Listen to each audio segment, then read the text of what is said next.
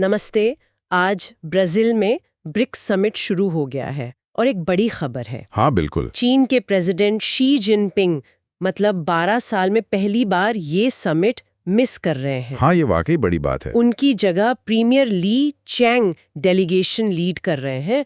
और सिर्फ वही नहीं, हाँ रशिया के प्रेसिडेंट व्लादिमीर पुतिन भी फिजिकली वहां नहीं है, वीडियो लिंक से जुड़ेंगे। सही। तो आज हमारे पास जो सोर्सेज हैं जैसे CNN, times of India, the guardian, first post, इनकी मदद से हम थोड़ा गहराई से समझेंगे कि ये सब क्यों हो रहा है। हाँ कोशिश करते हैं समझने की। क्या ब्रिक्स ग्रुप में कोई बड़ा शिफ्ट आ रहा है?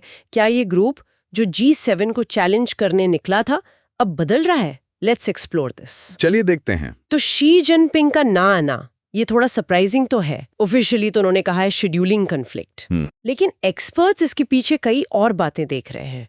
एक तो ये कि चाइना शायद अभी अपने डोमेस्टिक इश्यूज पर ज्यादा फोकस्ड है, इकोनॉमी, पॉलिटिक्स। हाँ डोमेस्टिक फोकस एक फैक्टर हो सकता है बिल्कुल, लेकिन देखिए सोर्सेज एक और शायद ज्यादा इंपॉर्टेंट पॉइंट उठा रहे हैं। अच्छा, वो क्या? वो है ब्रिक्स का एक्सपेंशन। पिछले साल जो नए देश जुड़े ना, Egypt, Ethiopia, Iran, Saudi Arabia, UAE, Indonesia, हाँ काफी देश जुड़े थे। उससे ये ग्रुप अब बहुत बड़ा और डाइवर्स हो गया है। तो शायद जो पहले एक तरह की आइडियोलॉजिकल कोहिजन थी, एक जैसी सोच, हाँ। वो थोड़ी कमजोर हुई है। अब ये G7 का ऑल्टरनेटिव कम और अलग अलग इंटरेस्ट्स वाला एक बड़ा मंच ज्यादा लग रहा है। अच्छा, कुछ एक्सपर्ट्स तो इसे अनवील्डी भी कह रहे हैं, मतलब जिसे मैनेज करना थोड़ा मुश्किल हो गया हो। तो क्या इसका मतलब ये है कि चाइना और रशिया जैसे जो फाउंडिंग मेंबर्स थे उनका इन्फ्लुएंस कम हो रहा है?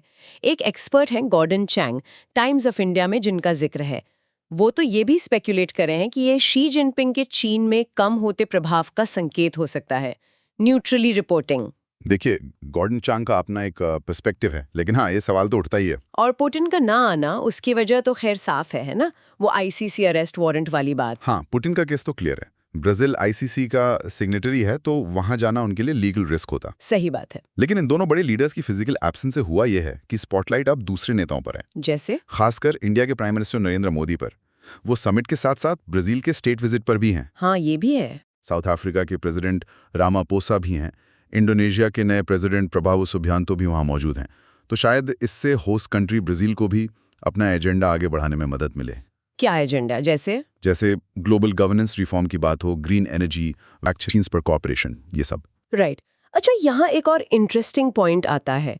ब्रिक्स का एक बड़ा गोल हमेशा से रहा है डी-डॉलराइजेशन, हाँ बिल्कुल। यानी US डॉलर पर निर्भरता कम करना, अपनी नेशनल करेंसीज में ट्रेड बढ़ाना।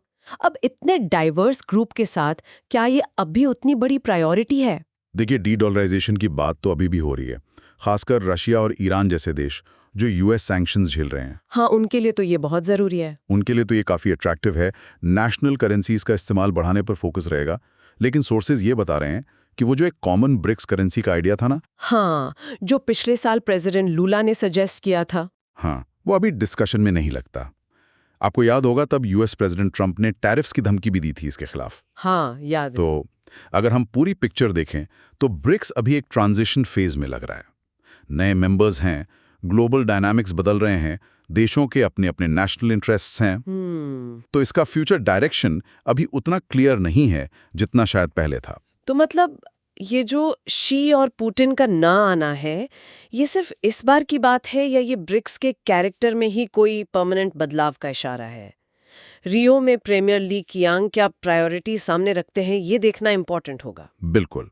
और ये एक बड़ा सवाल खड़ा करता है, क्या ये नया एक्सपैंडेड ब्रिक्स ग्रुप जिसमें इतने अलग अलग पॉलिटिकल और इकोनॉमिक सिस्टम्स वाले देश हैं, क्या वो अपना ओरिजिनल एम पूरा कर पाएगा? कौन सा एम? वही वेस्ट के G7 को एक स्ट्रॉन्ग काउंटर बैलेंस देना, या फिर ये सिर्फ अलग अलग देशों के नेशनल इंटरेस्ट को रिप्रेजेंट करने वाला एक लूज फोरम बनकर रह जाएगा? और हम अपने सुनने वालों के लिए भी एक सवाल छोड़ जाते हैं, जैसे दुनिया मल्टीपोलैरिटी की तरफ बढ़ रही है जहां पावर के कई सेंटर्स हों। हाँ जैसा एक्सपर्ट्स कहते हैं। तो ब्रिक्स जैसा इतना डाइवर्स ग्रुप ग्लोबल ऑर्डर को शेप करने में कितना इफेक्टिव हो सकता है, स्पेशली तब जब उसके फाउंडिंग मेंबर्स ही कभी-कभी साइडलाइंस पे नजर आए।